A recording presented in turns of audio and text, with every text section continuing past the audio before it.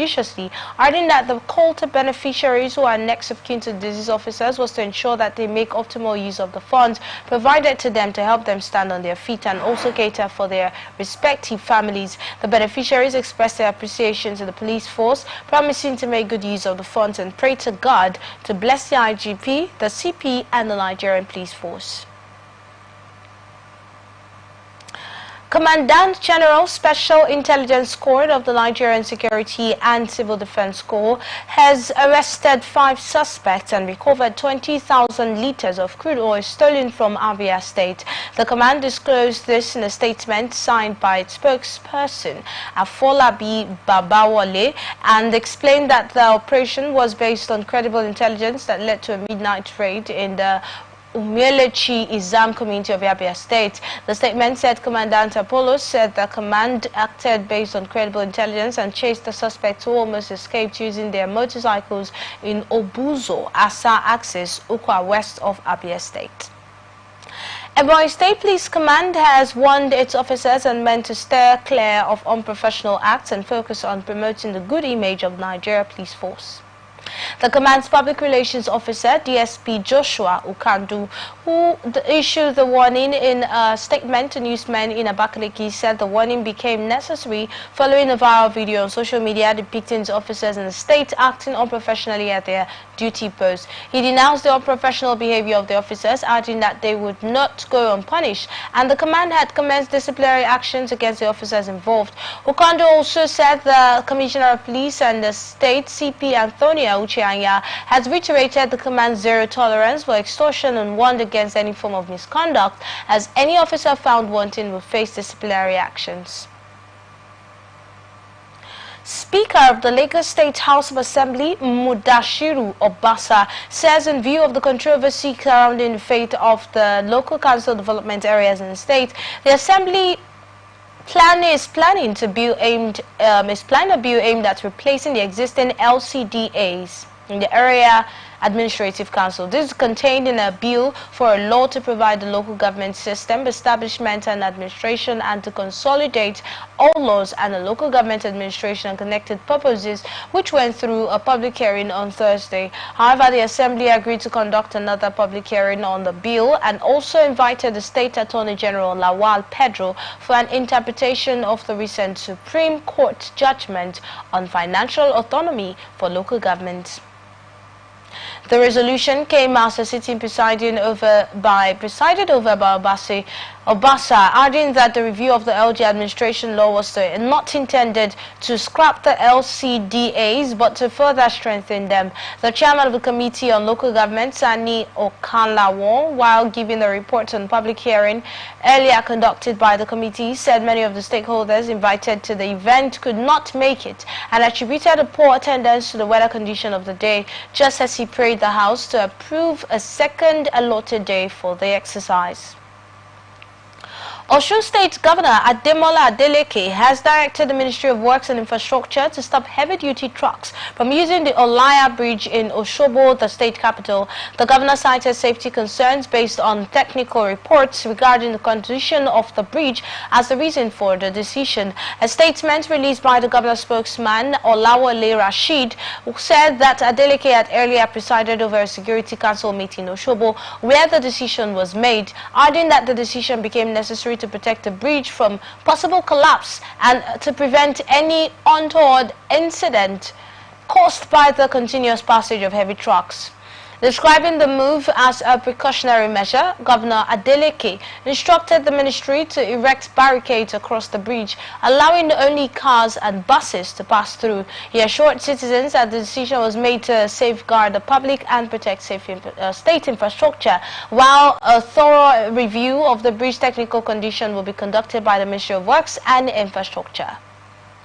People's Democratic Party in Ondo State has queried the expenditure of Governor Lucky Aiyedatiwa's administration in the past 10 months, while the All Progressives Congress has disagreed with the allegations. A statement by the Publicity Secretary of the PDP in the state, Mr. Kennedy Perete, alleged that the Aiyedatiwa's government has expended the state's resources on projects and that have never seen in the light of the day. while the Director of Publicity and of the APC in the state, Steve Otaloro, described the allegation of the PDP as false and designed to malign the achievement of Governor Aiyedatiwa's administration. Otaloro held that Aiyedatiwa had made significant strides in education, infrastructure, healthcare, and economic empowerment, adding that the PDP's constant attacks will not distract the government from their commitment to the people, and urge the public to discern the truth from the PDP's fairy tales and propaganda. Following the directive of the Governor of Kwara State, Malam Abdurazak, the state's Ministry of Health have commenced the screening of Kwara citizens for breast and cervical cancer with immediate effect. The State Commissioner for Health, Dr. Amina El Imam, who disclosed this in the Lorry, reaffirmed that the just approved cancer screening is part of the commitment for the administration to quality health service delivery for the entire people of Kwara State. According to her, medical experts will be on ground to screen and lead positive cases to affordable treatment. And she says that the state should seize the golden opportunity by going all out for the screening of their breast and checks against cervical cancer. Kogi State Police Command has banned the use of vehicles with covered number plates as well as unregistered vehicles and motorcycles across the state. A statement on Tuesday by the Kogi State Police Public Relations Officer, SP William Ove Aya, the Commissioner of Police, Bertrand Onoha, said the order became necessary following intelligence that criminals hide under covered plate numbers to carry out criminal activities in the state. The Commissioner of Police advised owners of vehicles with covered number plates to remove them and those without registration number to register or have their vehicles impounded. Federal Capital Territory Administration has issued a 3-month ultimatum to owners of undeveloped properties in Federal Capital Territory or Federal Capital City to develop their buildings or face demolition.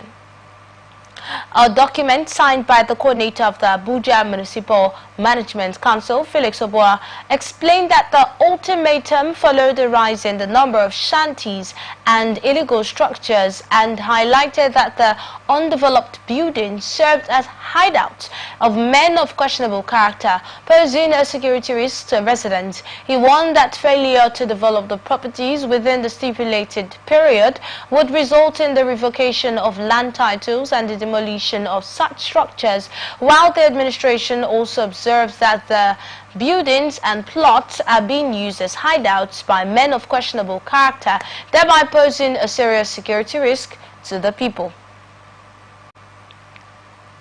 Federal Capital Territory Administration has flagged off construction of access roads for judges and quarters and internal road construction in Katampe district in Abuja.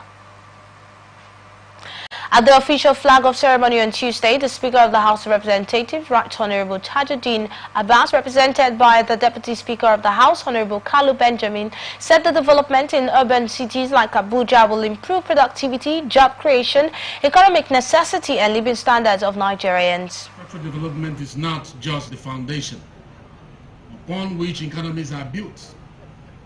It is the lifeblood of national progress. In the rapidly urbanizing world, infrastructure, particularly in urban centers like Abuja, is crucial to fostering sustainable development, enhancing economic growth, and improving the well-being of our citizens. The construction of roads, bridges, and other critical infrastructure facilitates the movement of people, movement of goods, and the movement of services, which in turn spurs productivity, creates jobs, and improves the living standard of all Nigerians. In the Federal Capital Territory, with its unique status as the seat of government, development of infrastructure is not only an economic necessity, but also a reflection of our national aspiration.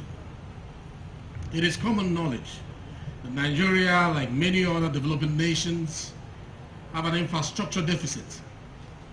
According to recent estimates, Nigeria needs to invest about $3 trillion over the next 30 years to close the infrastructure gap and achieve the level of development required for sustained economic growth.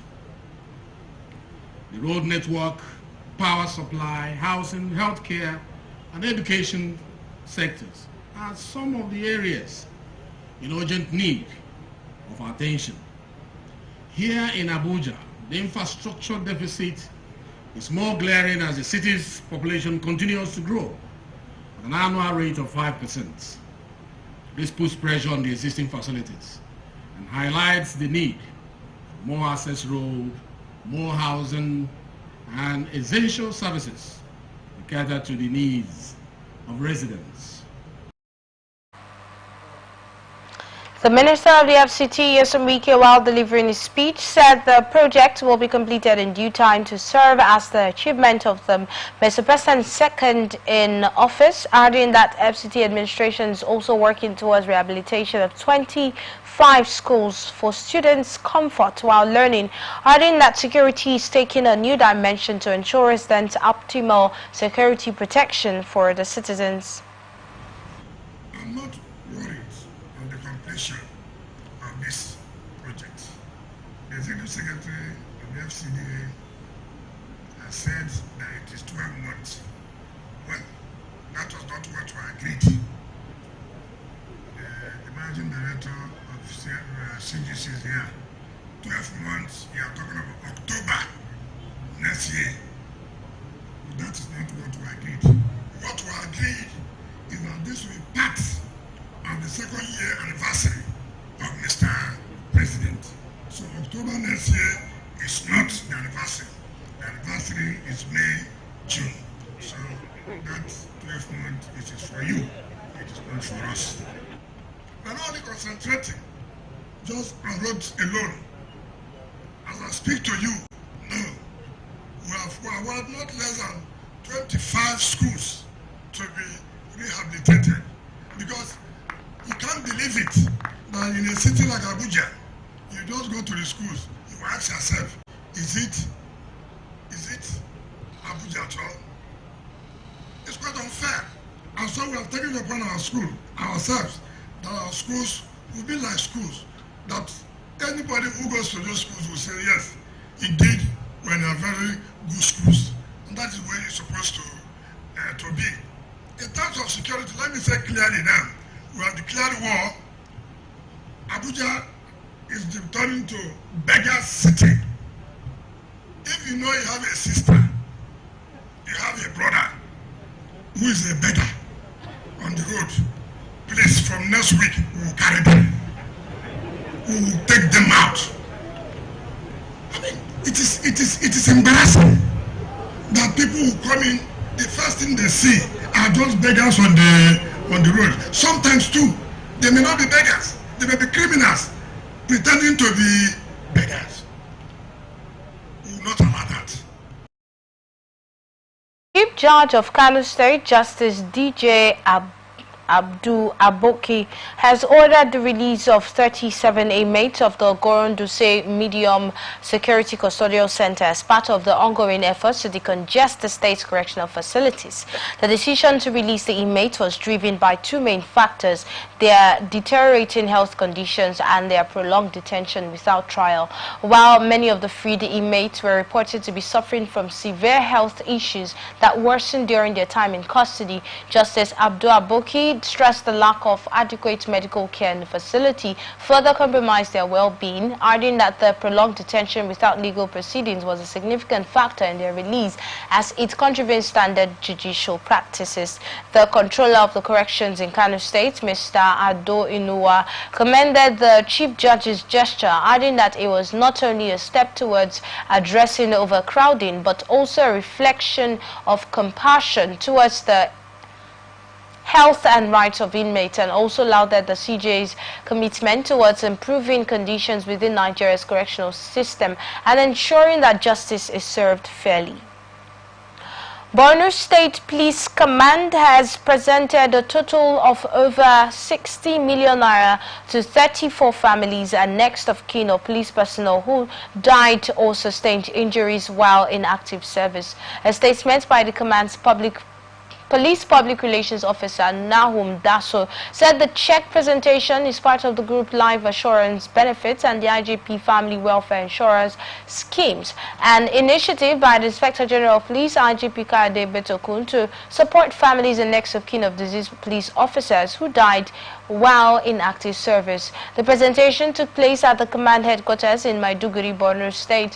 While presenting the checks, the DCP expressed gratitude to the Inspector General of Police for his concern for the officers' welfare and urged the beneficiaries to make efficient and judicious use of the funds for their betterment, while one of the beneficiaries, Mrs. Jagila Bitrus, expressed her appreciation to the IGP and the entire police management, acknowledging the support since the death of her sister and promised to use the money wisely. You're watching the Global News on the Atlantic Television Network. We'll be right back after this break. Please stay with us.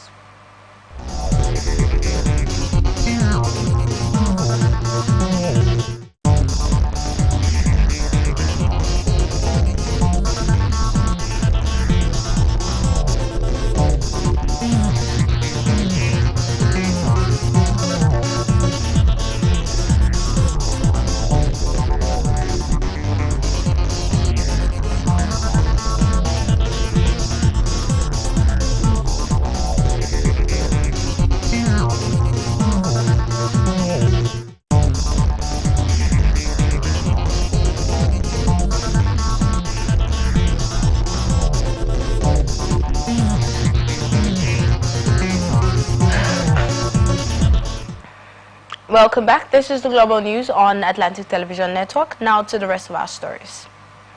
Senate in the National Assembly has vowed to address challenges confronting steel development, arguing that there was need for stakeholders' conferences to look into those challenges and to ensure the steel sector is critical to the socio-economic development of the nation.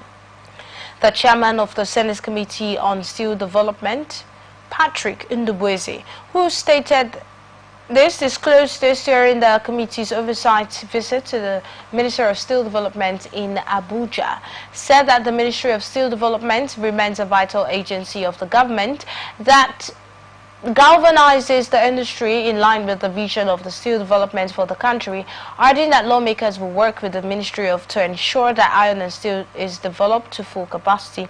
The lawmaker assured the ministry of legislative support that would enable them to consider the use of technology in carrying out research and steel development, insisting that Nigeria must be able to meet its local consumption needs. Responding, the Minister of Steel Development, Prince Shuaibu Abubakar Audu, expressed gratitude for lawmakers' concern on the need for iron and steel development in Nigeria, stressing that there was no alternative iron and steel development in the nation but attain its goal of greatness, and assured the lawmakers that the iron and steel industry will be revived, given the readiness of the current administration and the support the ministry has so far gotten from the parliament. According to him, the ministerial team visited Russia some time ago and it has started yielding results as Russians have expressed their willingness to revisit the Ajalkutas iron and steel to revive the plant, and also promised to work with the National Assembly and stakeholders in the industry to revive the sector and other rolling mills across the country. Bill for an act to establish the National Food Reserve Agency has scaled through second reading in the Red Chamber. The bill was sponsored by Senator Salihu Mustafa, APC Kwara Central. Leading the debate, Senator Salihu Mustafa said the bill, when passed into law, would provide a legal framework on the country's National Food and Grains Reserve Agency to function better than the way it is today. Many senators supported the bill and it has passed the third reading.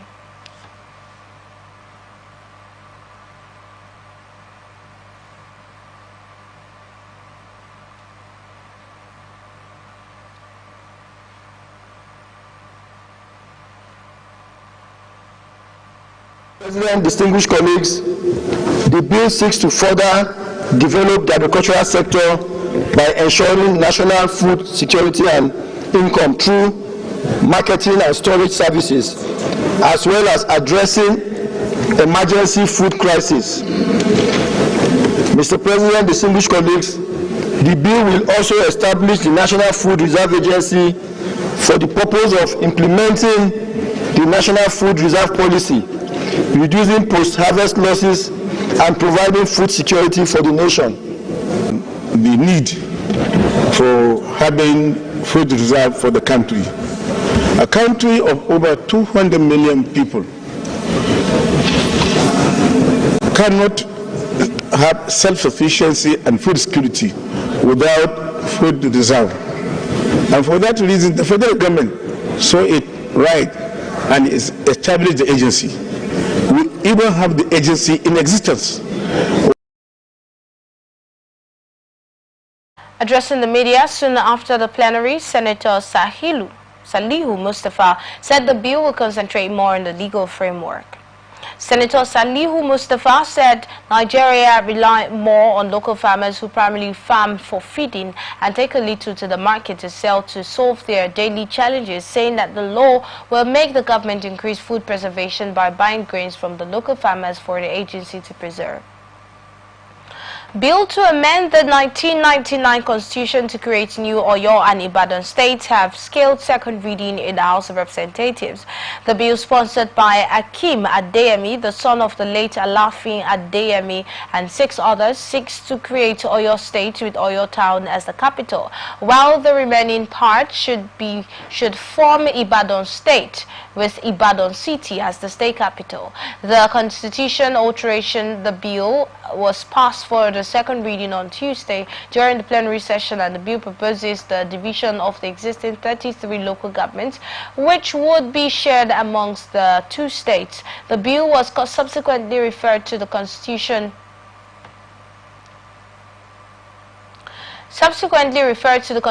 Review Committee for further legislative action. House of Representatives has expressed concern over the rising cases of chance criminal activities in the Federal Capital Territory in recent times. This is equal to the notion of urgent public importance moved on the floor of the House. Honorable Ismail Haruna, who decried the death of the legislative aide of the lawmaker of the House of Representatives, murdered by his adopters in Maitama despite the paid ransom.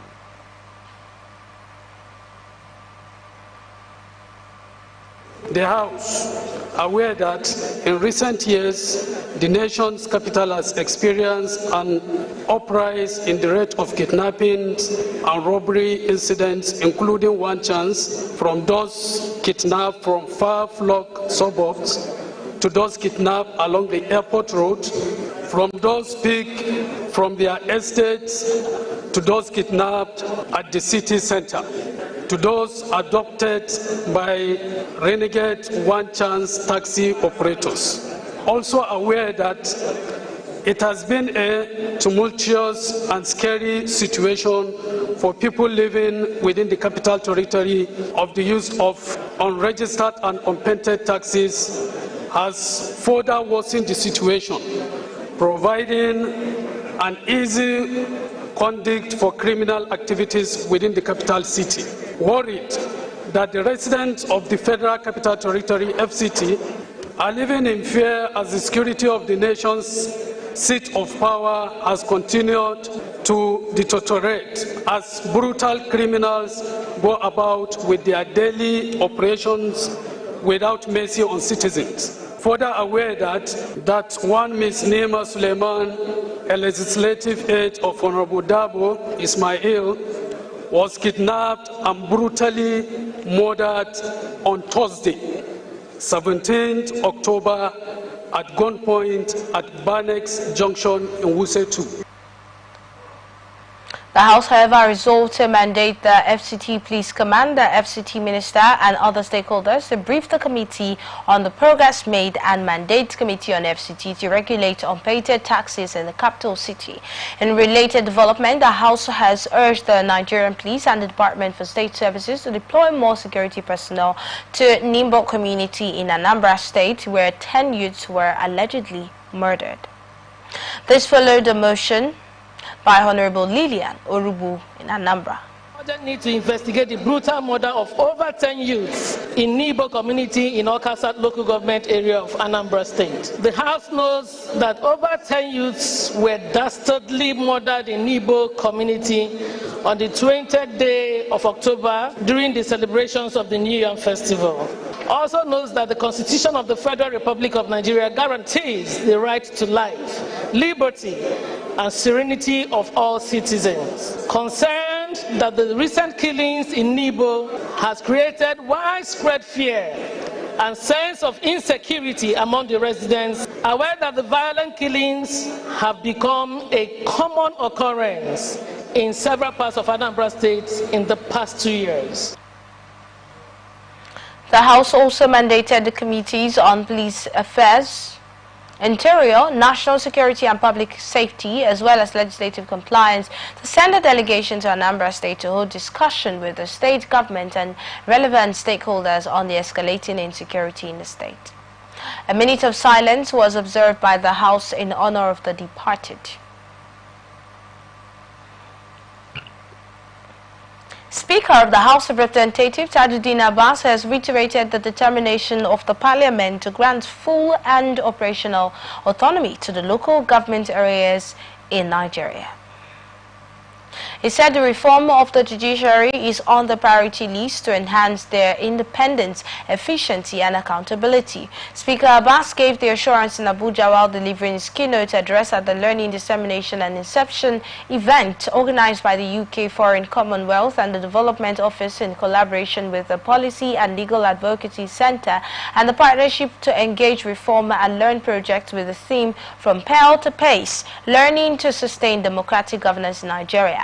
He said the reforms were outlined in the 10th legislative agenda of the House and represented by the Deputy Speaker, Honorable Benjamin Kalu. Speaker Abbas said that the engagement offered a good opportunity to reflect and evaluate the critical lessons learned from the FCDO's intervention, which he said had played an instrumental role in advancing democracy and governance in Nigeria, particularly within the legislature.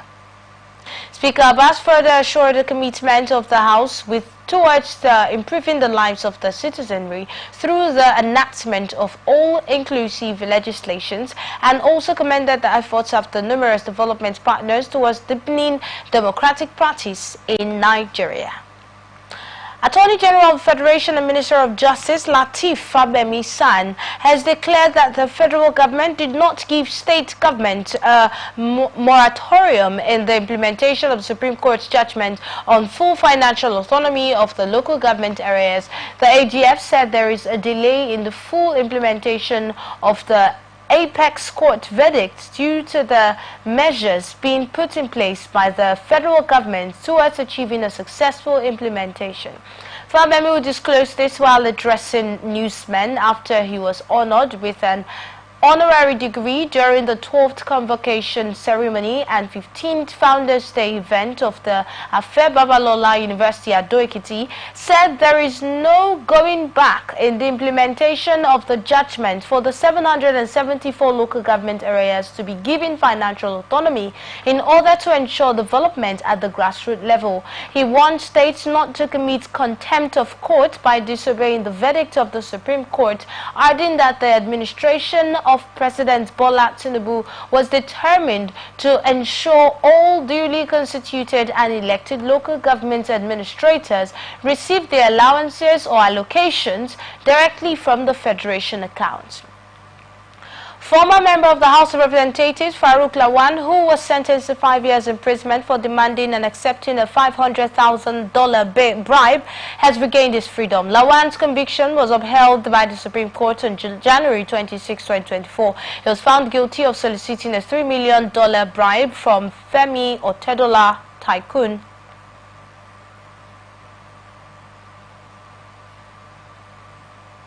A Nigerian billionaire oil tycoon, while serving as chairman of the House of Representatives ad hoc committee investigating fuel subsidy fraud in 2012. Supreme Court has reserved judgment in a suit filed by 19 state governments against the federal government, challenging the constitutionality of the laws establishing the Economic and Financial Crimes Commission and two others to a date to be communicated to the parties.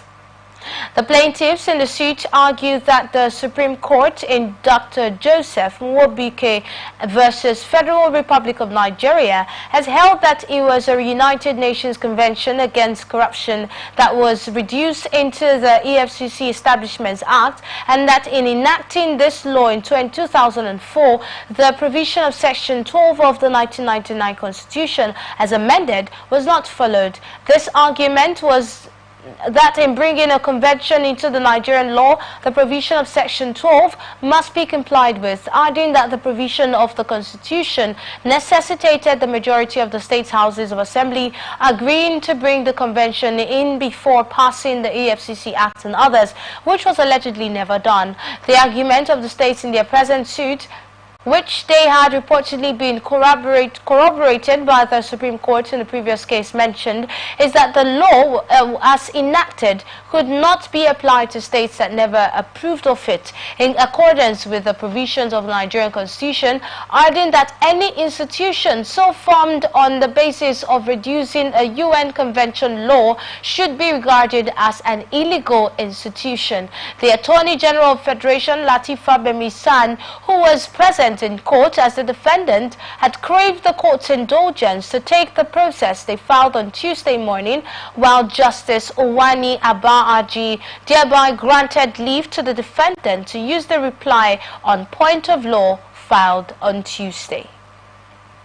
Coalition of Southeast Youth Leaders has condemned the insist and sit-at-home orders in the zone and has alarmed over the orders which were issued on the social media by unknown persons.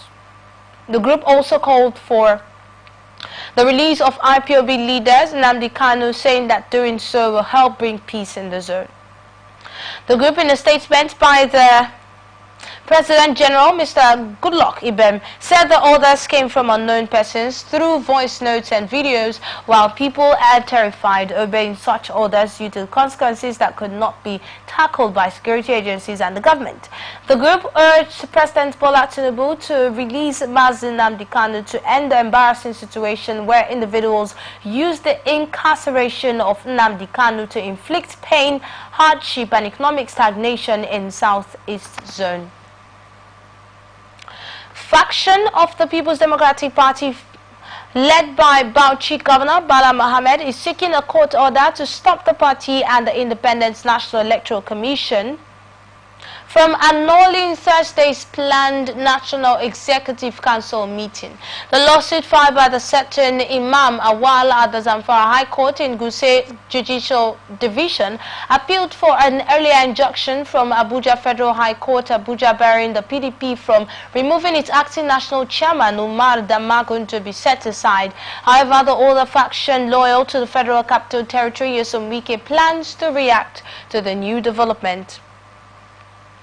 West African Examinations Council says the computer-based West African Senior School Certificate Examination for Private Candidates 2024 second series will begin on from Friday, October 25 to Friday, December 20, 2024.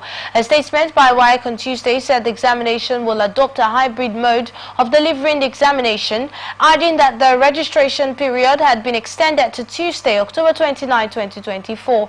Meanwhile, the examination diet has provided an option for candidates who may wish to use paper and pen mode for the whole examination papers, adding that all intending as well as registered candidates should take advantage of the numerous learning resources provided by the Council.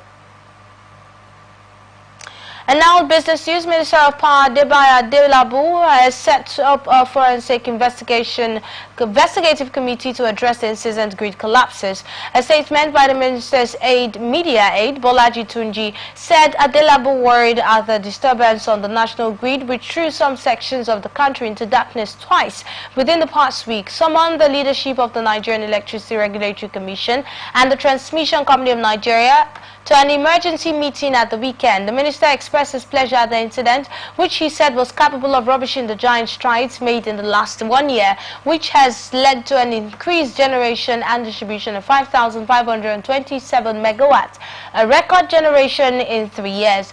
Adelabo also constituted a forensic investigation committee with a mandate to advise the government on necessary solutions to make the national grid robust and reliable, in addition to the ongoing efforts of the government like the Presidential Power Initiatives and the Nigeria Electricity Transmission Project.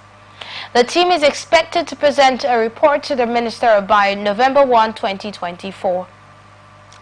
Federal Competition and Consumer Protection Commission has reaffirmed its commitment to consumer protection amid rising concerns over the phase-out of Unistar prepaid meters by Ikeja Electric PLC and other electricity distribution companies. This initiative comes in response to numerous complaints from consumers who fear they might face financial burdens during the transition.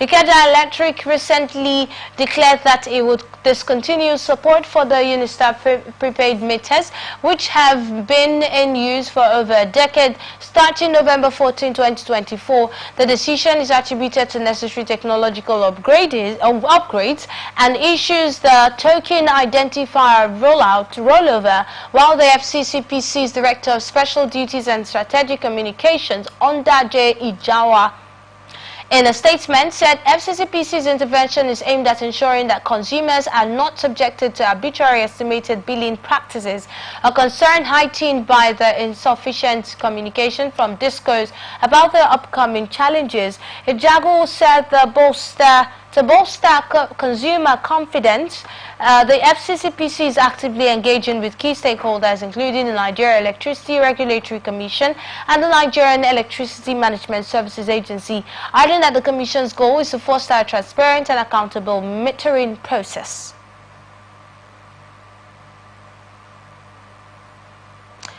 You're still watching the news on Atlantic Television Network, now on International Tidbits. Leading opposition candidate in Mozambique's contested general election has accused security forces of killing his lawyer. The lawyer, who was preparing to submit a case to the Constitutional Court contesting early election results showing the ruling Frelimo party ahead of the polls, was shot in the early hours of Saturday. Frelimo has been in power since the Southern African country gained independence from Portugal 49 years ago, while election observers from the European Union said they had noted irregularities during counting and unjustified alteration of election results at the polling station and district level. They urged the authorities to continue or conduct a ballot count in a transparent and credible manner, ensuring the traceability of polling station results. First, Bangladeshis are lifted home after fleeing Israeli airstrikes in Lebanon described the constant fear of living in a city rocked by explosions, while some 1,800 Bangladeshis wanting to escape the troubled Mediterranean nation flew back to Dhaka on a government-backed flight. Some gave up long-established lives in Lebanon for a deeply uncertain economic future back home, and Bangladesh's Foreign Ministry estimates between 70,000 to 100,000 of its nationals are working in Lebanon, many as laborers and as domestic workers. Israel drastically escalated its air campaign against Lebanon Hezbollah, a group, last month, and has since launched a group offensive intended to push the group back from its northern border. The Bangladeshis workers striving to earn money to send back home to family in South Asia were trapped in a conflict that erupted around them. UN Development Program report says poverty rate across the Palestinian territories will almost double this year to 74.3% after a month of fighting in Gaza.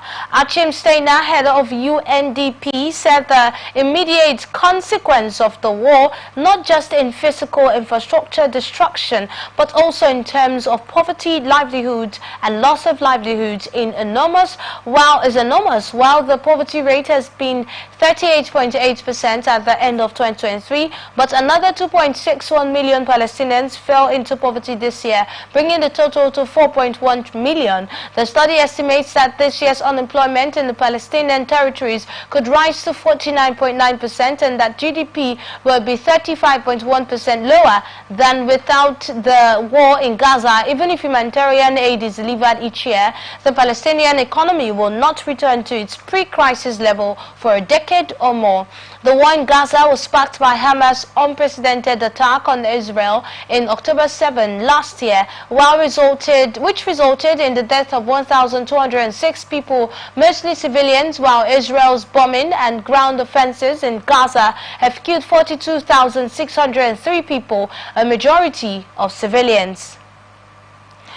UK has released a second batch of 1,000 prisoners as the government launched a review of sentencing to ease chronic overcrowding in jails. The controversial policy previously saw 1,700 prisoners freed early last month, while Justice Secretary Shabana Mahmood pledged that earlier mistakes that led to 37 ineligible prisoners being erroneously freed and now been ironed out. The review will consider options for tougher non-custodial punishments for some convicted criminals to ensure prison space is available to incarcerate dangerous offenders.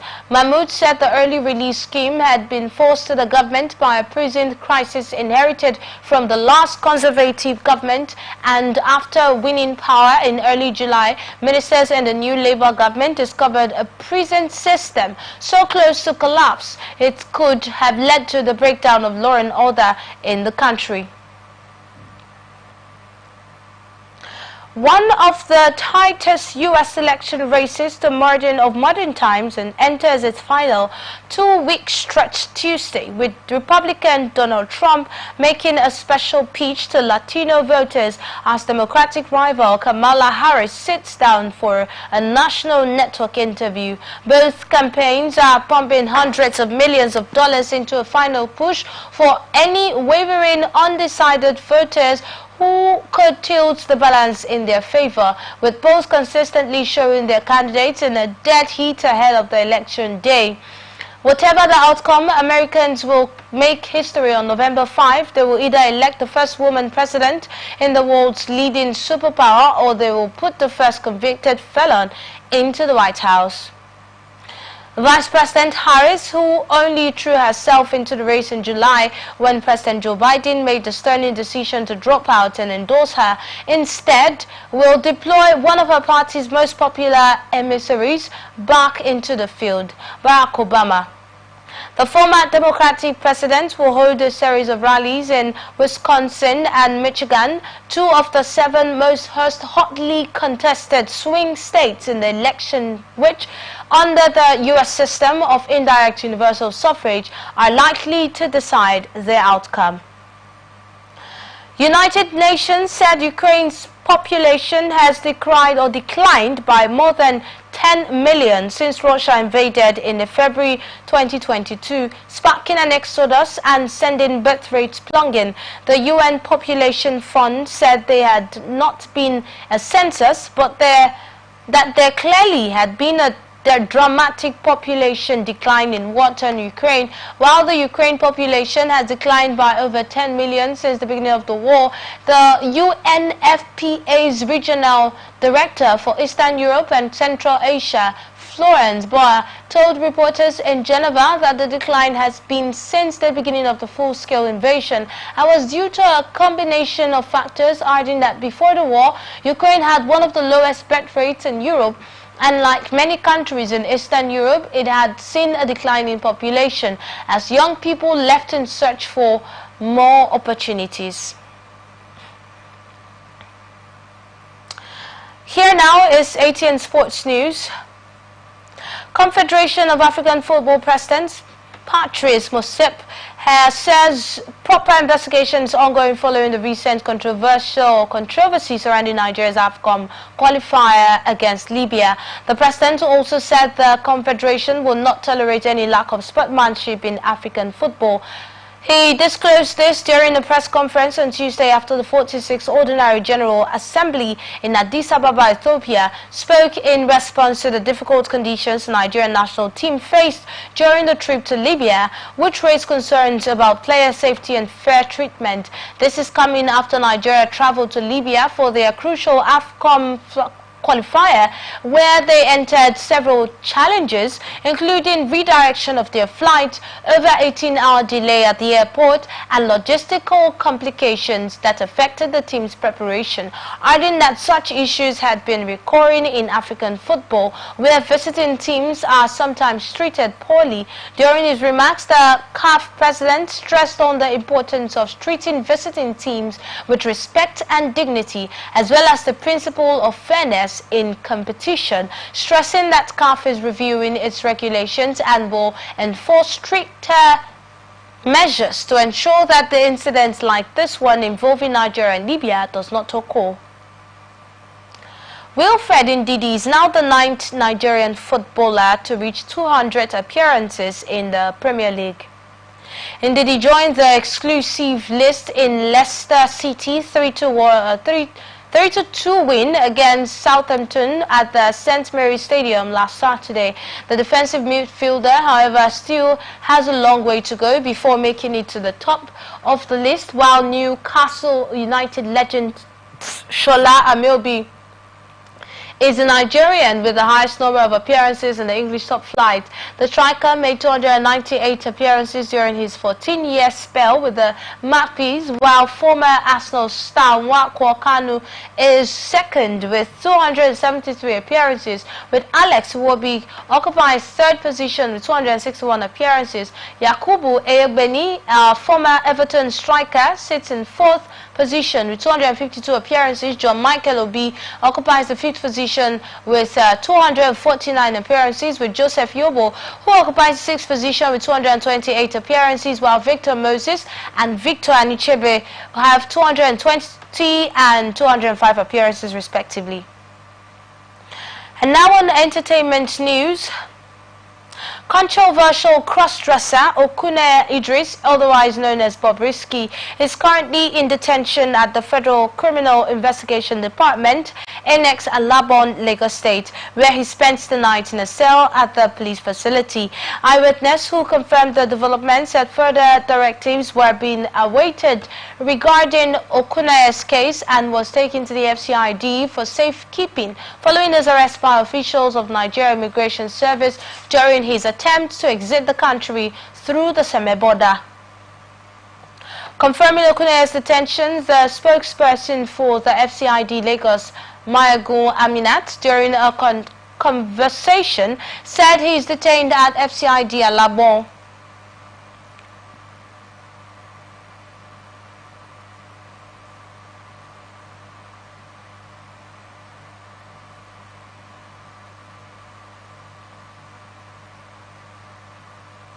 Lagos State government says the toxicologist report conducted in the United States on the late singer Mohbad is out.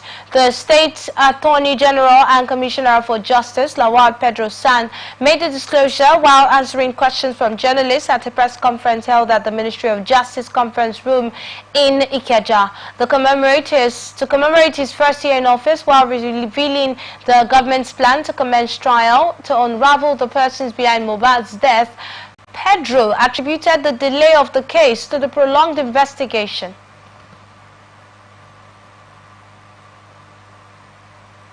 And that's the global news for tonight, but before we go, another look at the major stories. Analysts commends APC opposition against Fubara. Police sanction officers over extortion. Reps decry high crime rate in the FCT. Minister investigates grid collapse. Many flee Lebanon over Israeli airstrikes. Ndidi is 9th Nigerian on 200 appearances. Bobrisky transferred to FCID.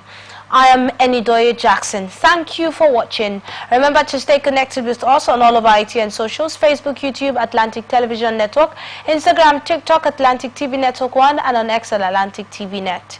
Peace and unity are the pathways to progress. Thank you once again for watching. I am Enidoye Jackson. Have a very good evening.